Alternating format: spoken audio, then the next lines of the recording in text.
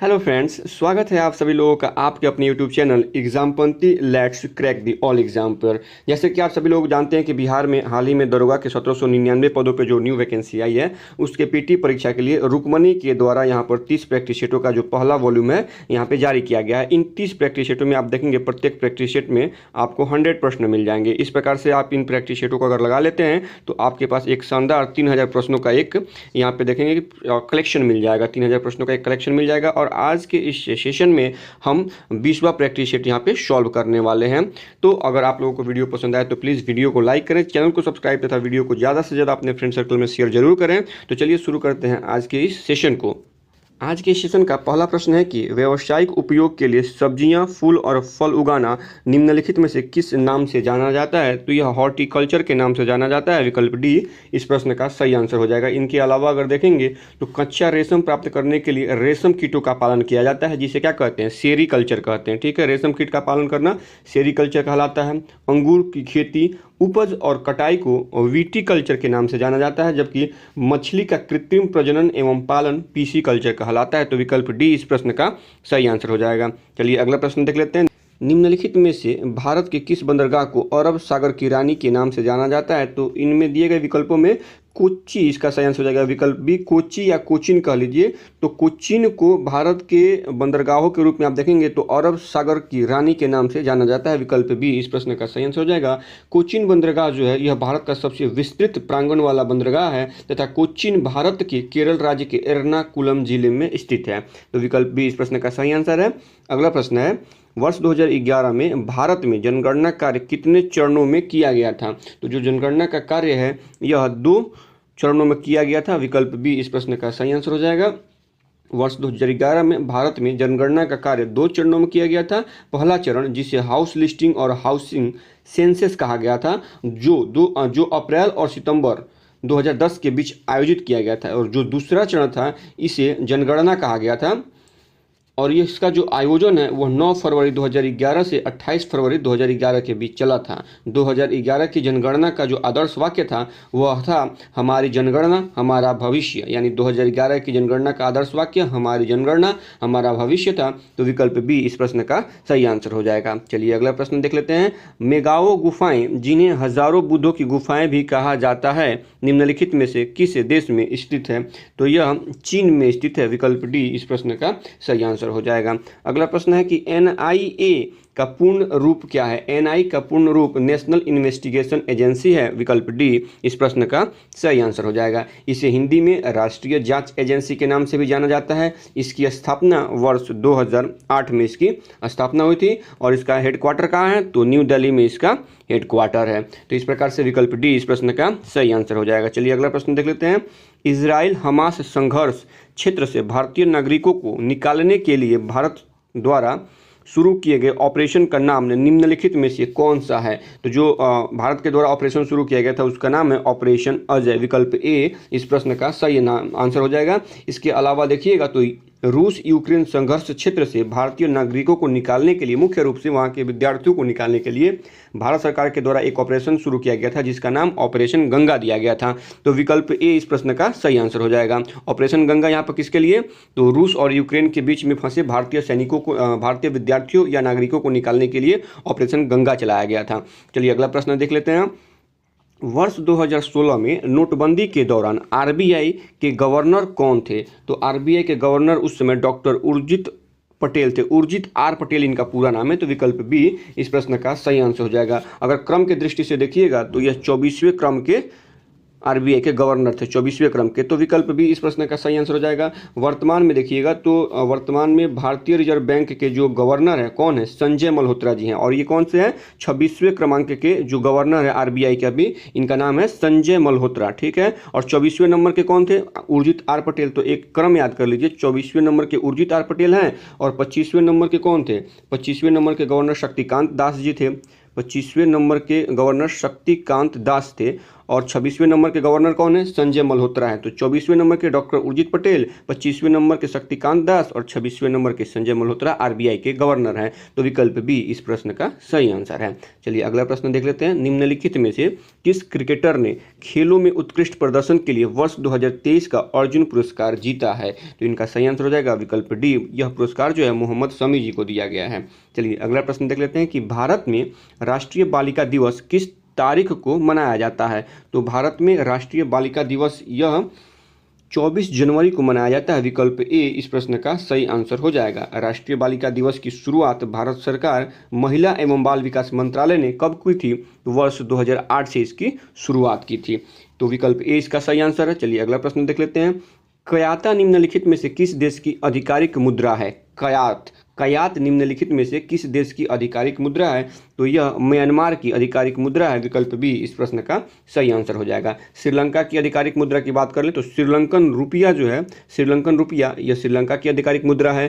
तुर्की की आधिकारिक मुद्रा टर्किश लीरा है और अफगानिस्तान की आधिकारिक मुद्रा अफगानी है। तो विकल्प बी जो इस प्रश्न का सही आंसर हो जाएगा। श्रीलंका का क्या हो जाएगा? श्रीलंकन रुपया है, तुर्की का टर्किश लीरा है और अफगानिस्तान का अफगानी है। तो विकल्प बी इस प्रश्न का सही आंसर है। अगला प्रश्न है, विश्व में हरित क्रांति के जनक हैं, विश्व में बात की जा रही है तो विश्व में हरित क्रांति के जनक नॉर्मन ई बोरलॉग है। विकल्प सी इस प्रश्न का सही आंसर हो जाएगा। इनके अलावा भारत में हरित क्रांति के क्षेत्र में डॉक्टर एम.एस. स्वामीनाथन का योगदान सबसे महत्वपूर्ण माना जाता है, या इनको भारत में हरित क्रांति का जनक कहा जाता है? किनको? Doctor MS. स्वामीनाथन जी को। और इन्हें हाल ही में वर्ष 2024 में मरणोपरांत भारत रत्न पुरस्कार से सम्मानित किया गया है। तो विकल्प सी इस प्रश्न का सही आंसर हो जाएगा। अगला प्रश्न है कि हेलिना क्या है? हेलिना एक टैंक रोधी मिसाइल है। विकल्प ए इस प्रश्न का सही आंसर हो जाएगा। इसकी हेलिना जो है यह तीसरी पीढ़ी की fire and forget anti tank guided missile है। डीआरडीओ के अनुसार हेलिना सिस्टम में दिन और रात हर मौसम में हिट करने की क्षमता है। तो विकल्प ए इसका तो सही आंसर हो जाएगा। लेकिन अगर बात करें कि वर्तमान में डीआरडीओ के अध्यक्ष कौन है, तो डीआरडीओ के अध्यक्ष वर्तमान में डॉक्टर समीर वी कामत हैं और इनके कार्यकाल को बढ़ाकर कब कर दिया गया? मई 2026 तक इनके कार्यकाल को बढ़ा दिया गया है। डीआरडीओ की स्थापना कब हुई थी? तो डीआरडीओ की स्थापना 1958 में की गई थी। तो विकल्प ए इस प्रश्न का सही आंसर हो जाएगा। अगला प्रश्न है कि इल्बर्ट बिल विधेयक किस वायसराय के काल में पेश किया गया था? तो इल्बर्ट बिल विधेयक लॉर्ड रिपन के कार्यकाल में पेश किया गया था। विकल्प डी इस प्रश्न का सही आंसर हो जाएगा। यह बिल 1883 में लॉर्ड रिपन के परिषद के एक सदस्य सर पीसी एल्बर्ट के द्वारा प्रस्तुत किया गया था। इस बिल में भारतीय न्यायाधीशों को अंग्रेजों न्यायाधीशों के समान अधिकार प्रदान करने से संबंधित प्रस्ताव प्रस्तुत किए गए थे। तो विकल्प डी इस प्रश्न का सही आंसर है। चलिए अगला प्रश्न देख लेते हैं। निम्न में गलत कथन का चयन कीजिए। तो दिए गए विकल्पों में विकल्प सी जो है यह गलत हो जाएगा। एक्स किरण रेडियो सक्रिय नाभिकों के विखंडन में प्राप्त होती है। यह कथन गलत है, क्योंकि नाभिकीय विखंडन से एक्स किरणें सीधे तौर पर उत्पन्न नहीं होती है, बल्कि गामा किरणें और अन्य कणों के साथ उत्पन्न होती है, जो बाद में एक्स किरणों में परिवर्तित हो सकती है। इसलिए विकल्प सी जो है, कथन सी जो है वो गलत है। चलिए अगला प्रश्न देख लेते हैं। यदि सरल लोलक को चंद्रमा पर ले जाएं तो इसके कंपनों की आवृत्ति पर क्या प्रभाव पड़ेगा? तो जो इसके कंपनों की आवृत्ति होगी वह क्या हो जाएगी? घट जाएगी। विकल्प सी इस प्रश्न का सही आंसर हो जाएगा। आवर्तकाल के मान के बढ़ने पर आवृत्ति क्या होती है? घट जाती है। और सरल लोलक का आवर्तकाल दो कारकों पर निर्भर करता है। किस पे?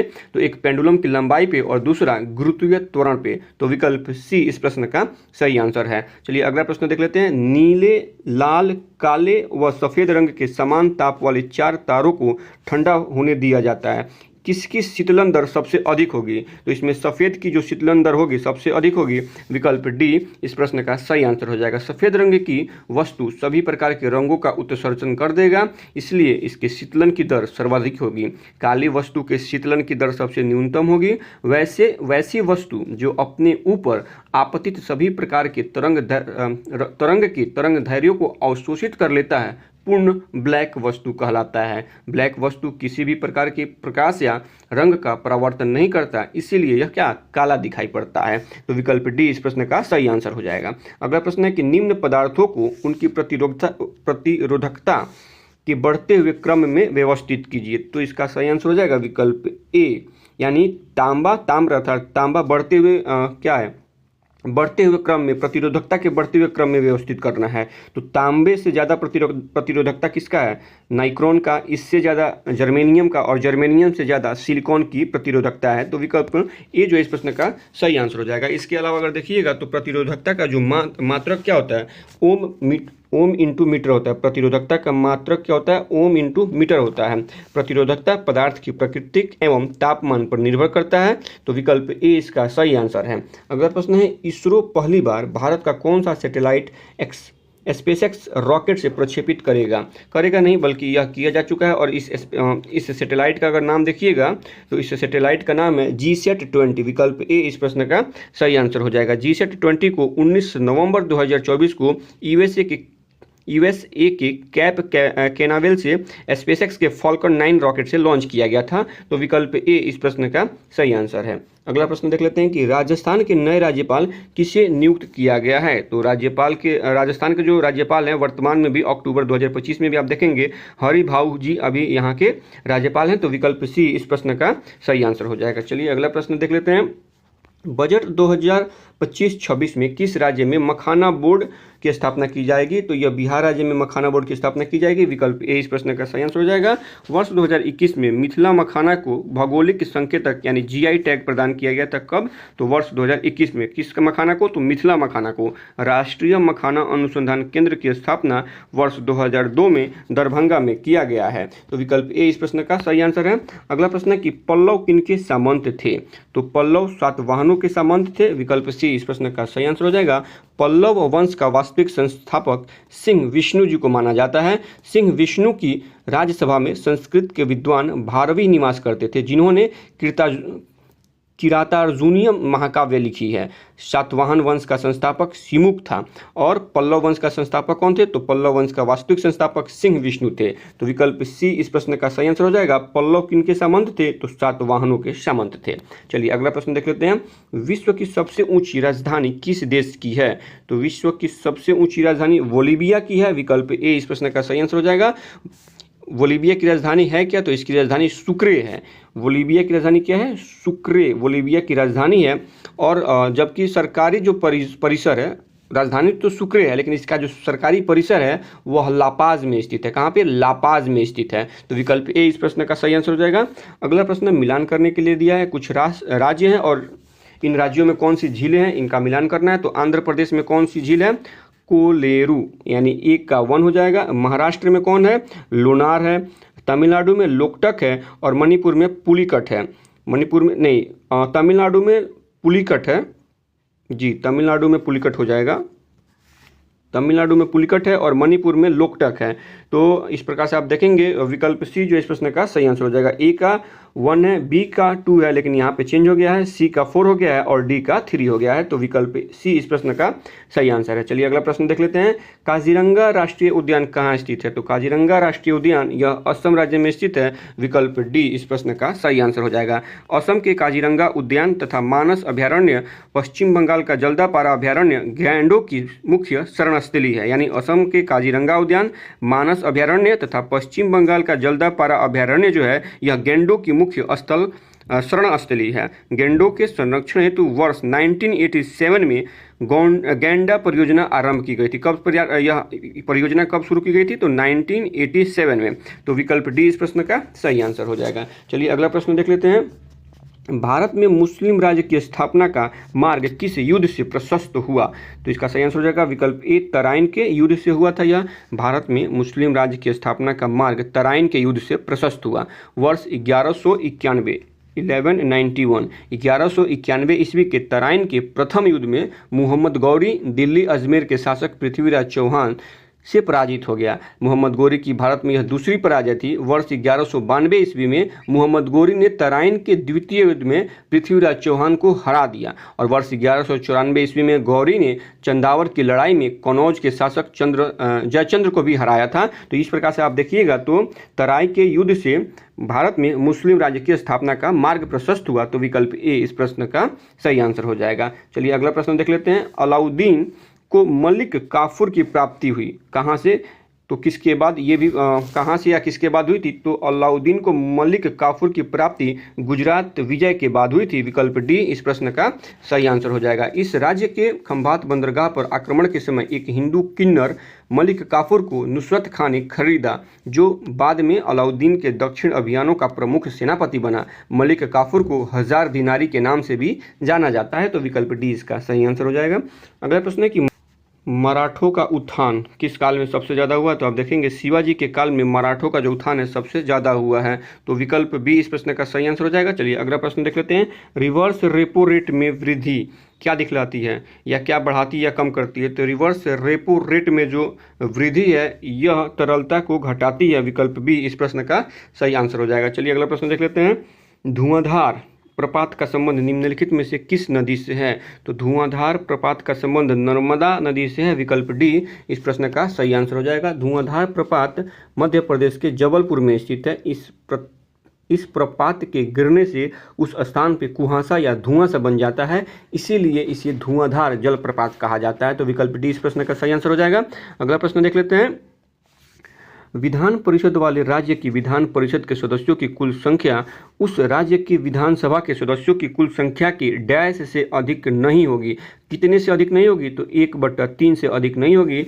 विकल्प बी इस प्रश्न का सही आंसर हो जाएगा। भारतीय संविधान के अनुच्छेद 169 में विधान परिषद के गठन या उत्साधन का प्रावधान दिया गया है। किसके? विधान परिषद के। इसके अलावा आर्टिकल 171 में विधान परिषद की संरचना का उल्लेख मिलता है। विधानसभा में न्यूनतम सदस्यों की संख्या 60।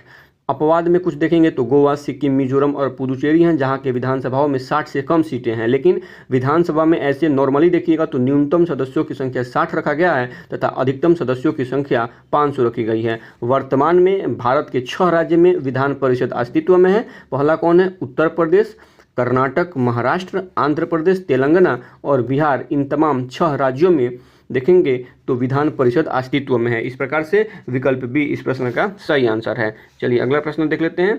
1915 में भारत लौटने के बाद गांधी जी ने डैश की तरह कपड़े पहनने का निर्णय लिया। किनकी तरह? तो काठियावाड़ी किसानों की तरह। विकल्प बी इस प्रश्न का सही आंसर हो जाएगा। चलिए अगला प्रश्न देख लेते हैं। मध्यकाल में सामंत को उसका लॉर्ड जो जमीन देता था वो डैश कहलाती थी। क्या कहलाती थी? तो वह जमीन मेनर कहलाती थी। विकल्प ए इस प्रश्न का सही आंसर हो जाएगा। चलिए अगला प्रश्न देख लेते हैं। नवनिर्वाचित लोकसभा में तत्कालीन अध्यक्ष प्रोटेम स्पीकर किसे चुना जाता है? तो प्रोटेम स्पीकर लोकसभा के वरिष्ठतम सदस्य को चुना जाता है। विकल्प ए इस प्रश्न का सही आंसर हो जाएगा। इसके अलावा देखिएगा तो लोकसभा में प्रोटेम स्पीकर की नियुक्ति जो है वो राष्ट्रपति के द्वारा की जाती है तथा इसे शपथ भी राष्ट्रपति ही दिलाते हैं। प्रोटेम स्पीकर की शक्तियां तथा विशेषाधिकार स्पीकर के ही समान, यानी लोकसभा के जो अध्यक्ष होते हैं उनके समान ही होती है। प्रोटेम स्पीकर का मुख्य कर्तव्य जो है वह नवनिर्वाचित सदस्यों को शपथ दिलाना होता है। 18वीं लोकसभा के प्रोटेम स्पीकर कौन थे? तो भर्तृहरि महताब जी 18वीं लोकसभा के प्रोटेम स्पीकर थे। तो विकल्प ए इस प्रश्न का सही आंसर है। अगला प्रश्न है कि एक व्यक्ति एक दीवार पर बल आरोपित करता है लेकिन वह उसे धकेल नहीं पाता, तो कार्य की प्रकृति कैसी है? तो कार्य की प्रकृति विकल्प डी, यानी इस पे कोई कार्य नहीं करता है। विकल्प डी इस प्रश्न का सही आंसर हो जाएगा।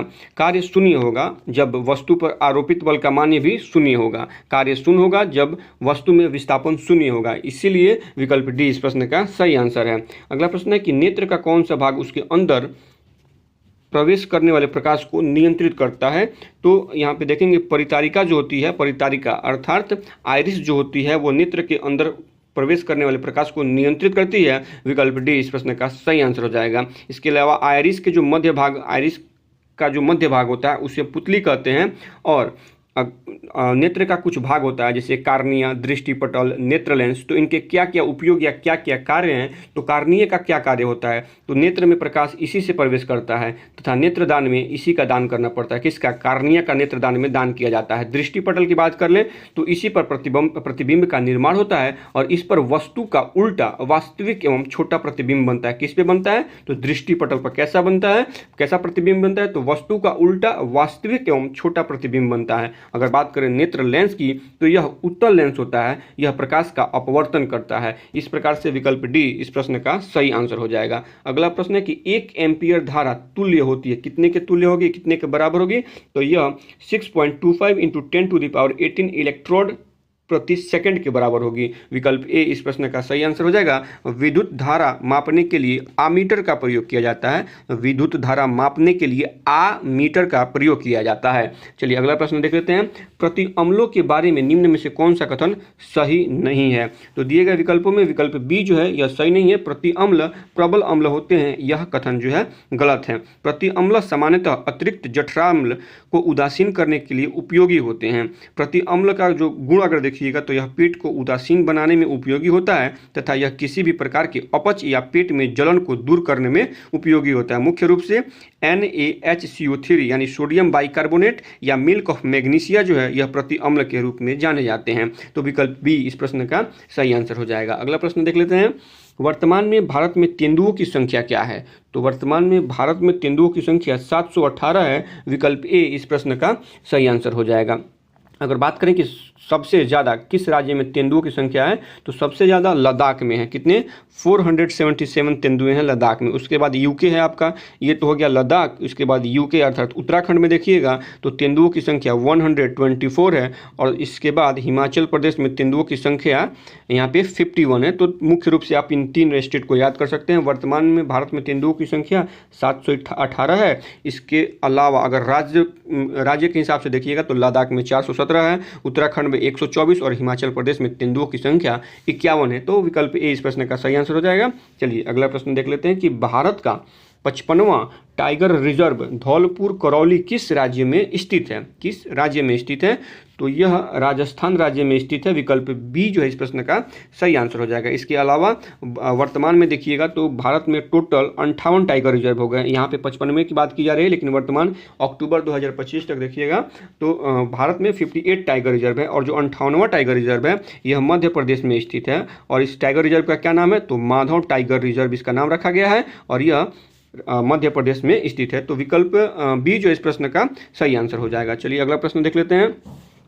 राष्ट्रीय सुपर कंप्यूटिंग मिशन के तहत सितंबर 2024 में कितने सुपर कंप्यूटर को लॉन्च किया गया है, तो मुख्य रूप से 3 सुपर कंप्यूटर को लॉन्च किया गया है। विकल्प बी इस प्रश्न का सही आंसर हो जाएगा।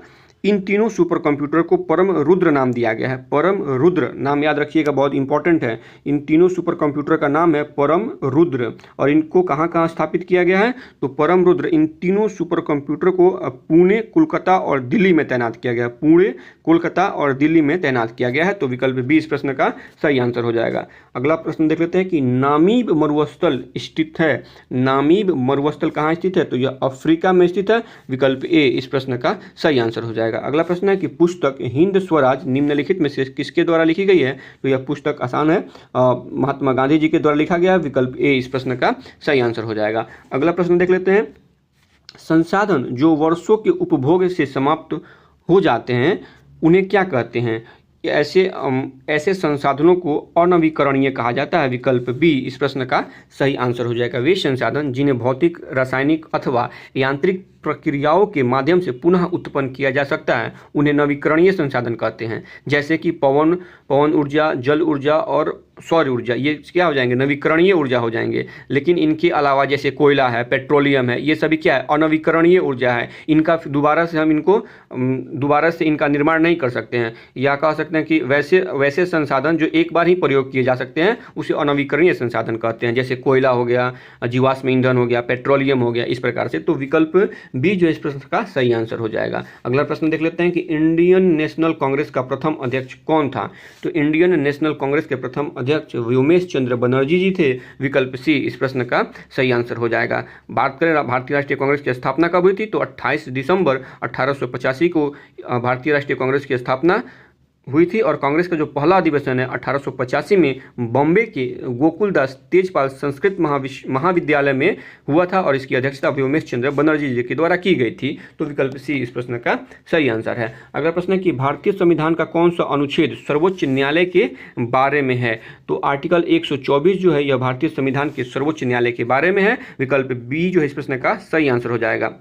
इसके अलावा सर्वोच्च न्यायालय में एक मुख्य न्यायाधीश तथा 7 अन्य न्यायाधीश का प्रावधान मूल संविधान में था, लेकिन वर्तमान में सर्वोच्च न्यायालय में एक मुख्य न्यायाधीश तथा 33 अन्य न्यायाधीश हैं। अनुच्छेद 123 में राष्ट्रपति द्वारा अध्यादेश जारी करने का प्रावधान दिया गया है। आर्टिकल 153 की बात कर लें तो प्रत्येक राज्य के लिए एक राज्यपाल का प्रावधान दिया गया है। वहीं पर आर्टिकल 213 में राज्यपाल के अध्यादेश जारी करने की शक्तियों का उल्लेख दिया गया है। तो विकल्प बी इस प्रश्न का सही आंसर हो जाएगा। अगला प्रश्न है कि संविधान का अनुच्छेद 25 से संबंधित है, किससे संबंधित है? तो आर्टिकल 25 धर्म की स्वतंत्रता से संबंधित है। विकल्प बी इस प्रश्न का सही आंसर हो जाएगा। अनुच्छेद 25 द्वारा अंतःकरण की और धर्म को अबाध रूप से मानने, आचरण और प्रचार करने की स्वतंत्रता है। तो विकल्प बी इसका सही आंसर हो जाएगा। अगला प्रश्न देख लेते हैं। भारत सरकार का प्रथम लॉ ऑफिसर है, तो भारत सरकार का प्रथम लॉ ऑफिसर कौन होता है?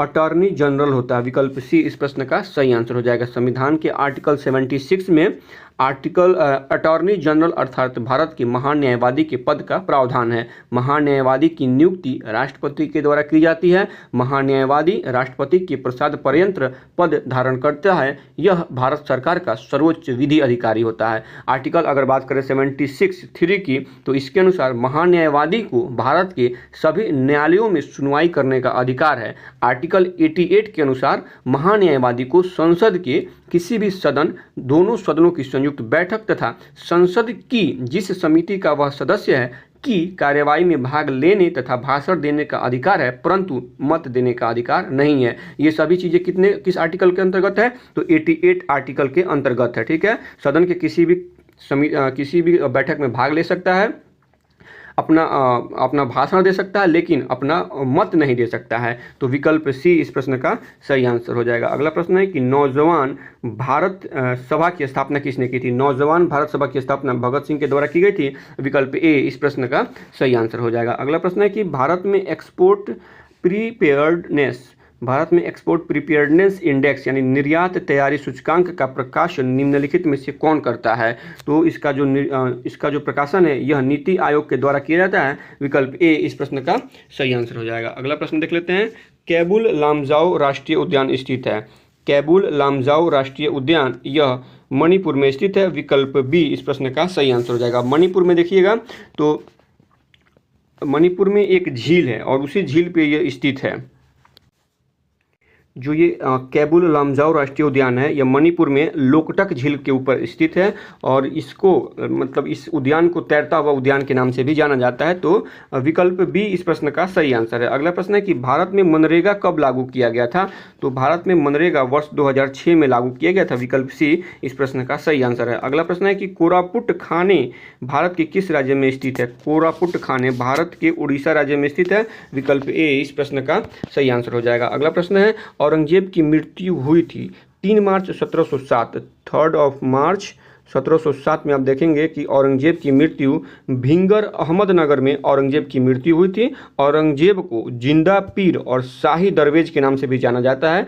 इसने 9वें सिख गुरु तेग बहादुर की हत्या दिल्ली में करवाई थी। 1679 में औरंगजेब ने पुनः जजिया कर भी लगाया था। तो विकल्प ए इस प्रश्न का सही आंसर हो जाएगा। अगला प्रश्न है खट्टे फल के लिए कौन सा प्रदेश अधिक विख्यात है? तो खट्टे फल के लिए आप देखेंगे तो भूमध्य सागरीय जो वन होते हैं वो खट्टे फल के लिए ज़्यादा मशहूर होते हैं या विख्यात होते हैं। तो विकल्प सी इस प्रश्न का सही आंसर हो जाएगा। अगला प्रश्न है कि निस्तापन क्या होता है?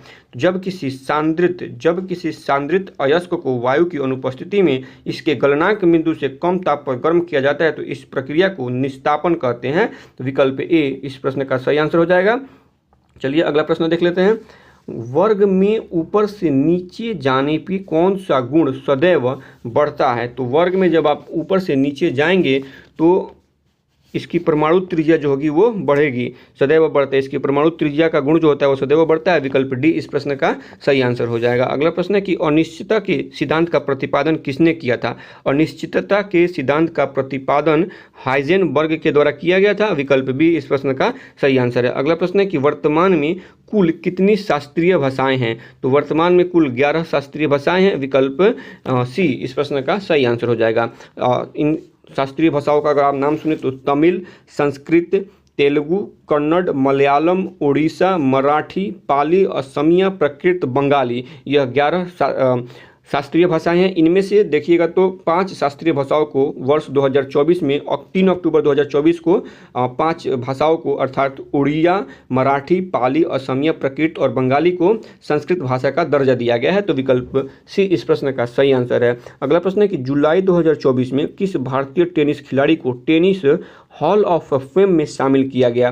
तो इसका सही आंसर हो जाएगा विकल्प डी। इसमें ए और यानी लिएंडर पेस और विजय अमृतराज जी को, इन दोनों खिलाड़ियों को टेनिस हॉल ऑफ फेम में शामिल किया गया है। तो विकल्प डी इस प्रश्न का सही आंसर हो जाएगा। अगला प्रश्न है कि अगस्त 2024 में किसे भारतीय स्टेट बैंक का चेयरमैन नियुक्त किया गया है? किसे नियुक्त किया गया है? CS सेठी जी को भारतीय रिजर्व बैंक का चेयरमैन नियुक्त किया गया है। इनका कार्यकाल जो है वो 2025 में खत्म हो रहा था, लेकिन इनके कार्यकाल को बढ़ा दिया गया है और यह कार्यकाल अब कितना हो गया है? 28 अगस्त 2027 तक इनका कार्यकाल बढ़ा दिया गया है। तो विकल्प सी इस प्रश्न का सही आंसर हो जाएगा। अगला प्रश्न है कि निम्न मूल्यों में से सरकार फसलों के समर्थन में कौन सा मूल्य की घोषणा करती है? तो सरकार, आप यहाँ पे देखेंगे, सरकार के द्वारा न्यूनतम समर्थन मूल्य की घोषणा की जाती है। विकल्प ए इस प्रश्न का सही आंसर हो जाएगा। न्यूनतम समर्थन मूल्य वह दर है जिस पर सरकार किसानों से फसल खरीदती है और यह किसानों की उत्पादन लागत से कम 1.5 गुना अधिक होता है। वर्तमान में 24 फसलों पर MSP यानी मिनिमम सपोर्ट प्राइस जो है 24 फसलों को दिया जा रहा है। तो विकल्प ए इसका सही आंसर हो जाएगा। अगला प्रश्न है कि ऑस्ट्रेलिया की महान प्रवाल भित्ति जिसे ग्रेट बैरियर रीफ कहा जाता है डैश तट के समानांतर स्थित है। किस तट के समानांतर स्थित है? तो यह पूर्वी तट के समानांतर स्थित है। विकल्प सी इस प्रश्न का सही आंसर हो जाएगा। अगला प्रश्न है कि संसद में प्रथम लोकपाल बिल पेश किया गया था। कब पेश किया गया था? तो 1968 को पेश किया गया था। विकल्प सी इस प्रश्न का सही आंसर हो जाएगा। सर्वप्रथम लोकायुक्त का गठन जो है 1971 में, देखिए लोकपाल बिल पेश किया गया था 1968 में, लेकिन सर्वप्रथम लोकायुक्त का गठन जो है 1971 में महाराष्ट्र में किया गया था। पिनाकी चंद्र घोष जी देश के पहले लोकपाल थे। तो विकल्प सी इस प्रश्न का सही आंसर हो जाएगा। अगला प्रश्न है कि सकरखेड़ा की लड़ाई कब हुई थी? सकरखेड़ा की लड़ाई 11 अक्टूबर 1724 को हुई थी। विकल्प सी इस प्रश्न का सही आंसर हो जाएगा। यह लड़ाई दक्कन के सूबेदार मुबारिज खान और हैदराबाद के निजाम के बीच में हुई थी। तो विकल्प सी इसका सही आंसर है। अगला प्रश्न है कि निम्नलिखित में से कौन सा युग में सही सुमेलित नहीं है? तो कोयना परियोजना कहाँ है? कोयना परियोजना महाराष्ट्र में, यह सुमेलित है। शरावती परियोजना कर्नाटक में है, यह भी सुमेलित है। बाली मेला परियोजना उड़ीसा में, यह भी सुमेलित है। सबरीगिरी परियोजना गुजरात में है, यह सुमेलित नहीं है और यही इसका सही आंसर हो जाएगा। तो सबरीगिरी परियोजना है वो कहाँ स्थित है? तो यह परियोजना केरल में स्थित है। तो विकल्प डी जो इस प्रश्न का सही आंसर हो जाएगा। चलिए अगला प्रश्न देख लेते हैं। हिप्पोकैम्प किस ग्रह का चंद्रमा है? हिप्पोकैम्प यह नेपच्यून का चंद्रमा है। विकल्प बी इस प्रश्न का सही आंसर हो जाएगा। अगला प्रश्न देख लेते हैं। भारत में पहली बार आर्थिक जनगणना कब की गई थी? तो भारत में पहली बार आर्थिक जनगणना 1977 में की गई थी। विकल्प ए इस प्रश्न का सही आंसर हो जाएगा। आर्थिक जनगणना केंद्रीय सांख्यिकी संगठन CSO के द्वारा की गई थी। वर्तमान में किसी और संस्था के द्वारा की जाती है, लेकिन उस समय 1977 में यह किसके द्वारा की गई थी? तो CSO के द्वारा यह जनगणना की गई थी। चलिए अगला प्रश्न देख लेते हैं। मिलान करना है, घटना है और यह घटना किस वर्ष घटित हुई थी? तो सबसे पहले देख लेते हैं अहमदाबाद मिल हड़ताल जो है वह वर्ष 1918 में हुआ था। कब हुआ था? तो पहला का हम यहाँ पे ले सकते हैं, फर्स्ट का 4 हो सकता है। 3 और 4 सेम है तो एक 4 लेके चलते हैं। पहला का 4 1918 में, उसके बाद खेड़ा सत्याग्रह भी, यह भी 1918 में हुआ था। तो यहाँ पे तीसरा कर लेते हैं। जालियांवाला बाग कांड कब हुआ था? 1919 में हुआ था, तो इसका ये 2 हो जाएगा। और चंपारण सत्याग्रह 1917 में हुआ था, तो इसका ए हो जाएगा। इस प्रकार से विकल्प सी और डी दोनों आपका सही हो जाएगा। सी और डी दोनों यहाँ पे सही है। तो चलिए अगला प्रश्न देख लेते हैं फिर से। निम्नलिखित में से कौन ब्रह्म समाज के संस्थापक थे? निम्नलिखित में से कौन ब्रह्म समाज? तो राजा राम मोहन राय इसके संस्थापक थे। विकल्प डी इस प्रश्न का सही आंसर हो जाएगा। अगला प्रश्न है, राज्य विधान परिषद के संबंध में निम्नलिखित में से कौन सा कथन सत्य नहीं है? तो महाराष्ट्र एवं तेलंगाना राज्य में द्विसदनात्मक विधानमंडल है, यह कथन सही है। इसके साथ साथ 4 अन्य राज्यों में भी है। विधान परिषद के सदस्यों की अधिकतम संख्या विधानसभा के सदस्यों की संख्या के 1/3 होते हैं, ये भी कथन सही है। न्यूनतम सदस्य किसमें? विधान परिषद में न्यूनतम सदस्यों की संख्या 60 है, ये गलत है और यही इसका सही आंसर हो जाएगा। न्यूनतम सदस्य संख्या विधान परिषद में 60 नहीं बल्कि कितनी है? 40 होती है। तो विकल्प सी इस प्रश्न का सही आंसर है। चलिए अगला प्रश्न देख लेते हैं। अकबर द्वारा 1567 यानी 1567 से 1567 से 68 ईस्वी में चित्तौड़ पर आक्रमण के समय मेवाड़ के शासक कौन था? तो मेवाड़ का शासक उस समय राणा उदय सिंह जी थे। विकल्प बी इस प्रश्न का सही आंसर हो जाएगा। अगला प्रश्न है कि निम्नलिखित में से कौन कैबिनेट मिशन का सदस्य नहीं था? कैबिनेट मिशन का सदस्य विलियम वार्ड जो है ये कैबिनेट मिशन के सदस्य नहीं थे। विकल्प ए इस प्रश्न का सही आंसर हो जाएगा।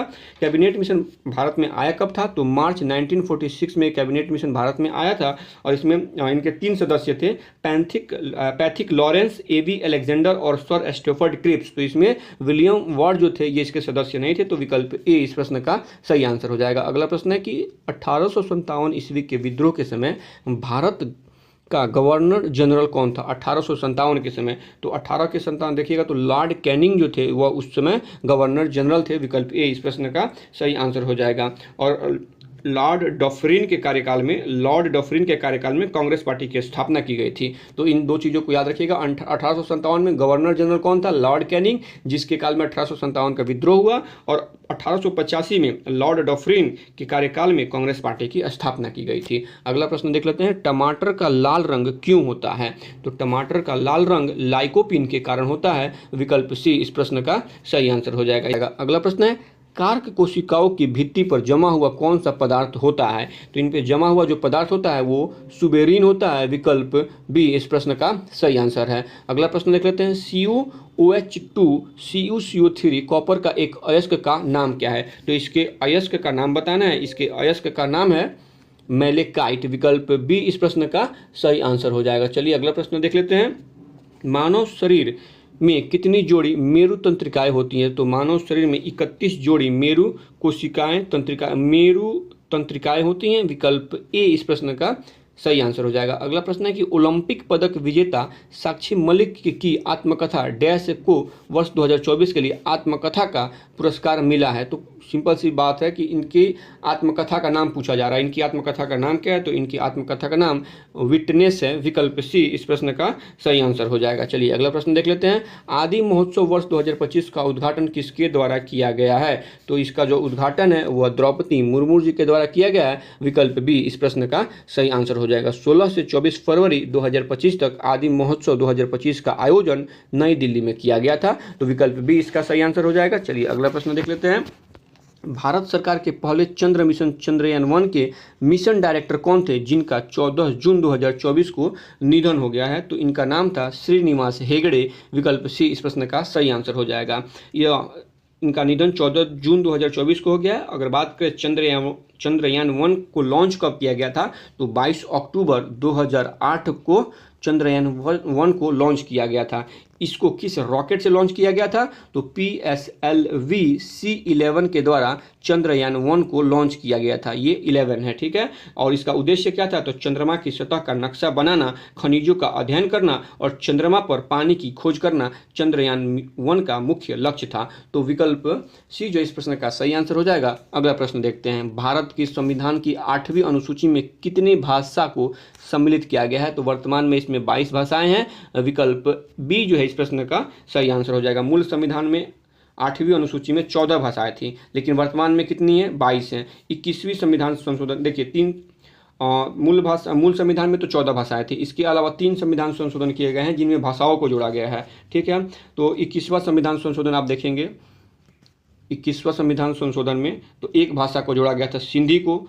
ठीक है। उसके बाद 71वें संविधान संशोधन में 3 भाषा को जोड़ा गया। कौन कौन? नेपाली, मणिपुर और कोंकणी को जोड़ा गया था। और 92 संविधान संशोधन में 4 भाषाओं को जोड़ा गया था। कौन कौन 4 भाषाएं हैं? बोडो, डोगरी, मैथिली और संथाली को जोड़ा गया था। तो कुल मिला के यहाँ पे पहले 14 भाषाएं थी और इनमें 4 3 7 1 8 भाषाओं को जोड़ दिया गया है। तो टोटल वर्तमान में 22 भाषाएं कहाँ पे हैं? संविधान के 8वीं अनुसूची में 22 भाषाएं हैं। तो विकल्प बी इस प्रश्न का सही आंसर है। चलिए अगला प्रश्न देख लेते हैं। एशियाई खेलों में बैडमिंटन को पहली बार शामिल किया गया था। कब शामिल किया गया था? 1962 में। विकल्प बी इस प्रश्न का सही आंसर हो जाएगा। अगला प्रश्न देख लेते हैं कि भारतवर्ष में जल प्रदूषण निरोध एवं नियंत्रण अधिनियम किस वर्ष धारित किया गया है? तो यह 1974 में धारित किया गया है। विकल्प डी इस प्रश्न का सही आंसर हो जाएगा। 1974 में केंद्रीय प्रदूषण नियंत्रण बोर्ड का भी गठन किया गया था। क्या? केंद्रीय प्रदूषण नियंत्रण बोर्ड का भी गठन जो है 1974 में किया गया था। चलिए यहाँ से कुछ मैथ्स के प्रश्न है, तो यहाँ पे हम आपको इनके आंसर बताते हुए चलेंगे। 84 का जो सही आंसर हो जाएगा वो विकल्प ए है। 85 का सही आंसर हो जाएगा विकल्प बी। 86 नंबर क्वेश्चन देख लेते हैं। एक टैंक का जो सिलेंडर है इसका जो सही आंसर हो जाएगा 86 का सही आंसर हो जाएगा विकल्प बी 3.3 मीटर स्क्वायर। विकल्प बी इस प्रश्न का सही आंसर हो जाएगा। अगला प्रश्न है 87 नंबर क्वेश्चन, इसका जो सही आंसर हो जाएगा वो विकल्प सी है। 88 नंबर क्वेश्चन देख लेते हैं। 88 नंबर का सही आंसर हो जाएगा विकल्प ए। अगला प्रश्न है कि यहाँ से इंग्लिश के 2 प्रश्न आपको देखने को मिल जाएंगे। सिलेक्ट द पैसिव वॉइस आपको यहाँ पे सिलेक्ट करना है, तो इसका सही आंसर हो जाएगा विकल्प A. Farewell is being bid to their seniors by the first year student. विकल्प ए इस प्रश्न का सही आंसर हो जाएगा। 90 नंबर क्वेश्चन देख लेते हैं। यहाँ पे स्पेल करना है, करेक्ट स्पेल देखना है आपको। तो इसमें दिए गए सेंटेंस में जो इंटरप्रेन्योर है, ये जो स्पेलिंग है इसकी गलत है और विकल्प डी जो है इस प्रश्न का सही आंसर हो जाएगा। इसका इंटरप्रेन्योर जो है स्पेलिंग इसका गलत है, तो इसका स्पेलिंग करेक्ट स्पेलिंग क्या होगा? तो इसका जो करेक्ट स्पेलिंग है वो ENTREPRENEURIAL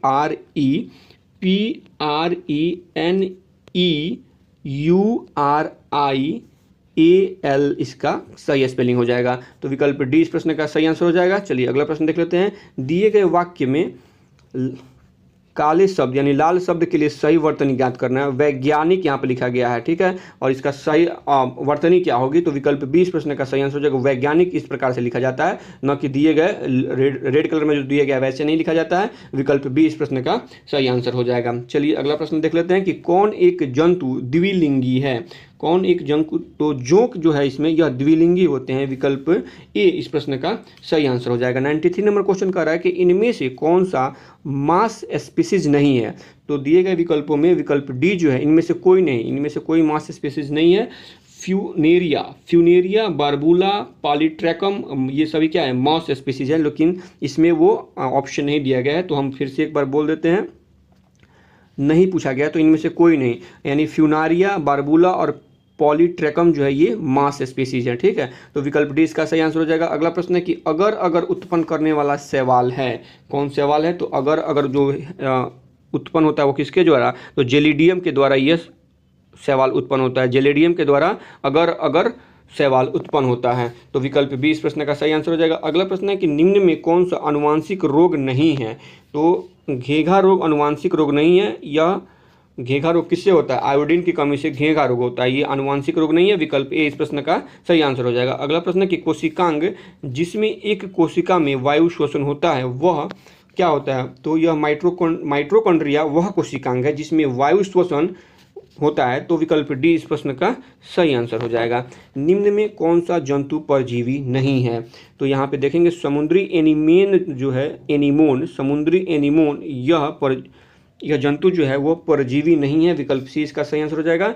अगला प्रश्न है कि उदार शक्ति सैन्य अभ्यास में भारतीय वायुसेना ने किस देश की वायुसेना के साथ भाग लिया है? तो यह मलेशिया की वायुसेना के साथ इन्होंने भाग लिया है। विकल्प ए इस प्रश्न का सही आंसर हो जाएगा। चलिए अगला प्रश्न देख लेते हैं।